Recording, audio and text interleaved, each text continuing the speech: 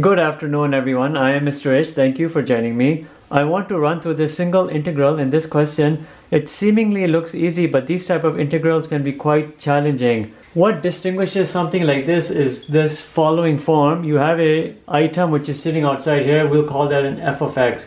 Within here, you have something which is, let's just say dy or dx whole square and then dx. When you're looking at this, you know what it kind of looks like. It kind of looks like the item you would arrive or the expression or the integrand you would arrive when you're doing surface area of solid calculations. Think about it. Surface area of a solid, you know you ended up getting 2 pi a to b. When you're looking at things along the x-axis, even the y-axis, you had this type of general form. You had a specific function over here, and then here you'd have 1 plus the derivative of that square dx, and then there's a specific expression here for everything along a vertical line of axis, but it always had the same form.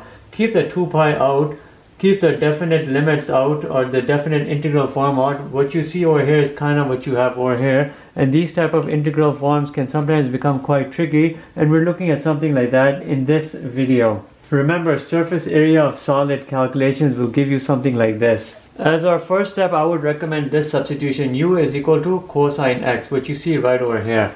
Not that entire expression, but only that. Then du is equal to minus sine x dx.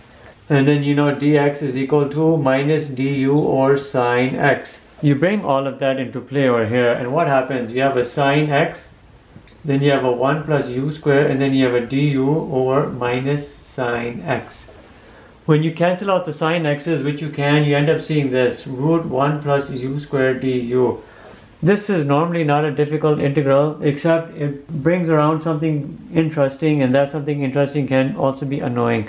If you were to solve this out by means of trigonometric substitution, you're looking at an x squared plus a squared type of integral. You would do here, if a was equal to 1, which it is, then you'd have u is equal to tan theta, and then du would be equal to secant squared theta d theta. You would bring that into play, and that right there is a problem. It would bring something into effect which is difficult to handle, and you'd end up seeing 1 plus tan squared theta, then you'd have secant squared theta d theta. Right over here you see a trigonometric identity, tan squared theta plus 1 equals secant squared theta. By means of the root of that, you end up seeing secant theta and then secant squared theta d theta. When you simplify all of this, you see secant cube theta d theta. This secant cube theta ends up being our difficult part of these type of expressions, because now you need to think about a secant reduction formula. The secant reduction formula will look something like this, and let me bring it out for you, and we've seen this in the previous videos. We have something here with regards to an expression that looks like this, secant to the power of n, you have x dx. This n is like a 3 over here, and you would solve this out by doing an n minus 2 divided by n minus 1. This would be your secant reduction formula. Secant, you'd have n minus 2, then you'd have x dx, x theta, d theta, all of that is the same. Plus, then you'd have secant over here, n minus 2, you'd have this x tan x all over n minus 1. This right here would be your secant reduction formula, which you would bring into play for something you're seeing right over here. And I will create room over here. We bring everything with regards to this reducing formula here for this item here, this integral here, where n is equal to 3, and it's not hard. 3 minus 2, 3 minus 1, you'll have a 1 over 2, and everything will play out. Don't forget this minus sitting outside. We have a minus sitting outside, then we can run everything through. We'll have 1 over 2, we'll have a secant theta d theta, plus here we'll end up seeing secant theta tan theta over 2. We can integrate this, it's not hard, minus. We'll have a 1 over 2 natural log secant theta plus tan theta plus secant theta tan theta over 2. That's what we have. And we can even open up this parentheses, why not? And we'll bring the minus with this, and this minus will of course affect this, and then you'll have a plus c, the constant of integration. That's exactly what you have, but everything can be brought with regards to this. Theta is equal to arctan u. When you do that, you end up seeing a triangle here. You'll have a u over 1, you'll have u squared plus 1.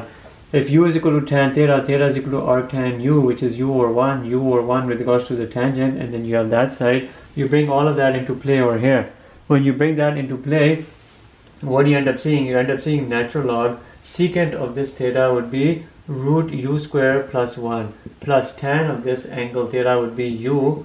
I'm just putting this over 2 right here, minus, again secant of this angle would be root u squared plus 1, and then tan of that angle would be u, and I'll just put the u over here, and then divided by 2 plus c. You see how everything has come about? Now we have to resubstitute what the u was. We know at the very beginning u was equal to exactly this item right here, cosine x, and that's all we have to substitute here in places of u, and when we do that we'll have everything in good answer form.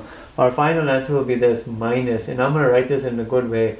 We'll have here a cosine square x plus 1 plus cosine x, and then we'll close this off, minus, and let's put the cosine x here in places of the u. We'll have a cosine x, we'll have here a cosine square x plus 1 all over 2 plus c. So what's my answer? It's exactly what you're seeing. If you want, you can bring out the minus, and then you can even bring everything here under common denominator. I don't have to do that, but we could. Everything would then look like this, and I'll bring everything here under a unifying denominator, with the minuses being affected such that I'll bring a plus over here, I have a 2 over here, and then I'm going to bring this minus outside and that. So you'll have a minus natural log, then you'll have this cosine square x plus 1 in a root plus cosine x, you close the absolute value, plus cosine x root cosine square x plus 1 or all over 2 plus c. That would represent the antiderivative of this.